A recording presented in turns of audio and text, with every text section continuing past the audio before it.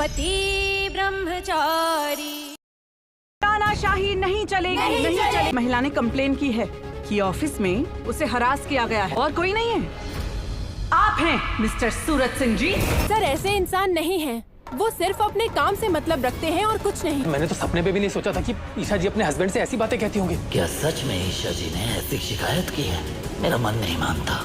Hello भाभी, काव्या ताइमा कहाँ है? कैसी है वो? मैं उन्हीं के साथ हूँ। ना कुछ खा रही है ना कुछ पी रही है। उनकी हालत भी बिगड़ती जा रही है। भाभी ये देखिए, आईएएस सूरज सिंह एक बार फिर विवादों में घिर गए हैं जब उनकी सेक्रेटरी ने उन पर मेंटल टॉर्चर और वर्क हैरेसमेंट और उन पर बुरी नजर रखने का इल्जाम लगाया है।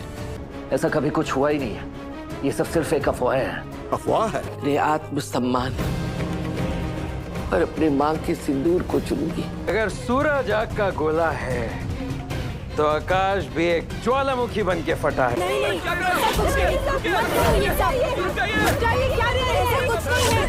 ने अपनी मर्जी चलाए, मुझ पर इतना घटिया इल्जाम लगाया क्यों? शर्म नहीं आई आपको? जी मुझे समझ ही नहीं आ रहा है माँ को क्या हो गया है। पहले वो पापा से इतनी नफरत करती थी और अब बेटा ये ढोंगी और मायावी लोग अपनी बातों में लोगों को फंसाकर उनका ब्रेन वॉश करते हैं। सूरज सिंह, आपको हमारे साथ चलना होगा। महिला कर्मचारी के शोषण के आरोप में आप पर इंक्वायरी बैठी है। चाहते क्या हो तुम आकाश? क्यों की सूरज के खिलाफ कंप्लेंट? और ताइमा कहाँ है? वो आपकी पत्नी रह चुके हैं। ऐसे में कभी ना कभी पुराने जज्बात तो आप पर हावी हुए ही होंगे। ये सूरज सिंह ने मौके का फायदा उठा के हैरेसमेंट की है। दोस्तों सोचिए, जिस इंसान को पूरा ऑफिस ईमानदारी और सम्मान की मिसाल मानता हो, उसी इंसान पर अचानक हरासमेंट का आरोप लग जाए, और वो भी उसकी अपनी एक्स वाइफ की तरफ से। आज के एपिसोड में शुरुआत होती है ऑफिस के बाहर जोरदार हंगामे से।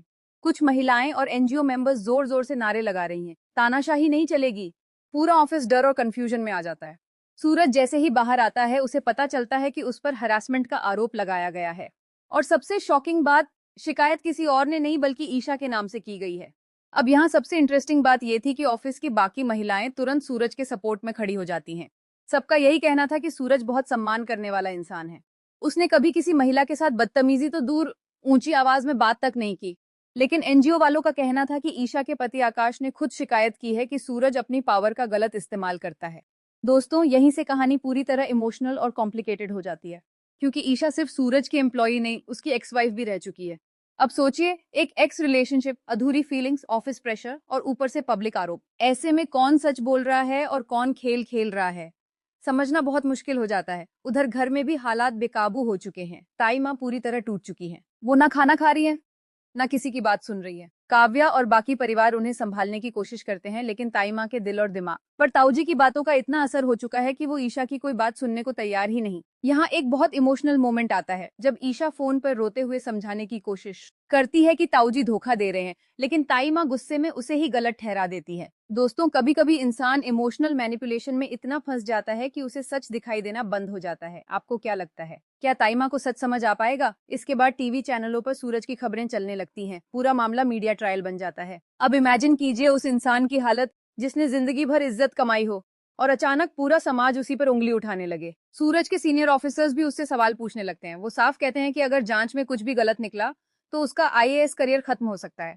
ये सुनकर सूरज अंदर से टूट जाता है, लेकिन फिर भी खुद को संभालता है। उधर दूसरी तरफ आकाश का असली चेहरा धीरे धीरे सामने आने लगता है। वो लोगों को भड़काता है, प्रोटेस्ट करवाता है और सूरज को पब्लिक विलेन बनाने की पूरी कोशिश करता है। यहाँ एक सीन काफी इंटेंस था जब कुछ लोग सूरज के चेहरे पर कालिख लगाने की कोशिश करते हैं, लेकिन ऑफिस के लोग ही बीच में आकर उसे बचा लेते हैं। इस मोमेंट ने साफ दिखा दिया कि अभी भी कई लोग सूरज की अच्छाई पर भरोसा करते हैं। फिर आता है सबसे इमोशनल कॉन्फ्रंटेशन। ईशा और सूरज आमने सामने खड़े होते हैं। सूरज का दर्द साफ दिखाई देता है। वो टूटे हुए दिल से पूछता है कि आखिर उसने ऐसा क्या बिगाड़ा था जो उस पर इतना बड़ा आरोप लगाया गया। और सच कहें तो इस सीन में ऑडियंस भी इमोशनल हो जाती है, क्योंकि एक तरफ सूरज का टूटा भरोसा था और दूसरी तरफ ईशा की मजबूरी। ईशा बार बार समझाने की कोशिश करती है कि ये सब आकाश कर रहा है, लेकिन अब सूरज के लिए किसी पर भरोसा करना आसान नहीं रहा। दोस्तों अगर आपकी जिंदगी में कोई ऐसा इंसान हो जिस पर आपने आंख बंद करके भरोसा किया हो और वही इंसान अचानक आपके खिलाफ खड़ा नजर आए, तो आपको कैसा लगेगा?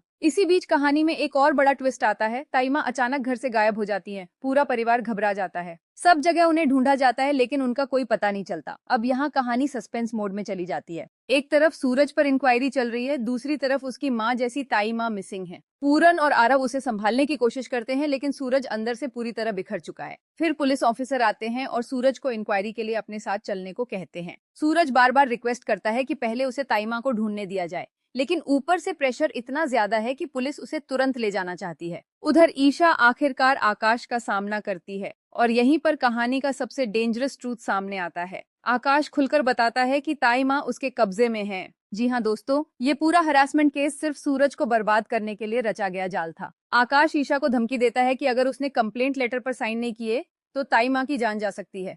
ये सुनकर ईशा के पैरों तले जमीन खिसक जाती है। अब सोचिए उसकी हालत, एक तरफ सूरज की इज्जत, दूसरी तरफ ताई माँ की जिंदगी, क्या करती वो। यही एपिसोड पूरी तरह इमोशनल पीक पर पहुंच जाता है। उधर इंक्वायरी रूम में सूरज से लगातार सवाल पूछे जा रहे हैं। उसके और ईशा के पुराने रिश्ते को लेकर भी बातें उठाई जाती हैं, लेकिन सूरज हर बार यही कहता है कि उसने कभी अपनी लिमिट्स क्रॉस नहीं की। और तभी सबसे शॉकिंग मोमेंट आता है। इंक्वायरी ऑफिसर्स बताते हैं कि ईशा ने ऑफिशियली बयान दे दिया है और उसने कंप्लेंट को सच बताया है। ये सुनते ही सूरज पूरी तरह स्टन्ड रह जाता है।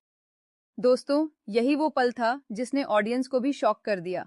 क्या ईशा ने सच में सूरज को धोखा दिया, या फिर वो मजबूरी में ऐसा कर रही है? और सबसे बड़ा सवाल, क्या सूरज अपनी इज्जत बचा पाएगा? क्या ताई माँ सुरक्षित वापस आएंगी? और आखिर आकाश का असली मकसद क्या है? इन सारे सवालों के जवाब हमें आने वाले एपिसोड्स में देखने को मिलेंगे। अगर आपको भी लगता है कि सूरज के साथ बहुत बड़ा अन्याय हो रहा है तो कमेंट करके जरूर बताइए। और आप किस कैरेक्टर के साथ सबसे ज्यादा एम्पैथाइज करते हैं, सूरज, ईशा या ताई माँ? वीडियो पसंद आया हो तो लाइक जरूर करें, चैनल को सब्सक्राइब करें और बेल आइकन दबाना मत भूलिए, क्योंकि आगे की कहानी अब और भी ज्यादा डेंजरस और इमोशनल होने वाली है। मिलते हैं अगले वीडियो में।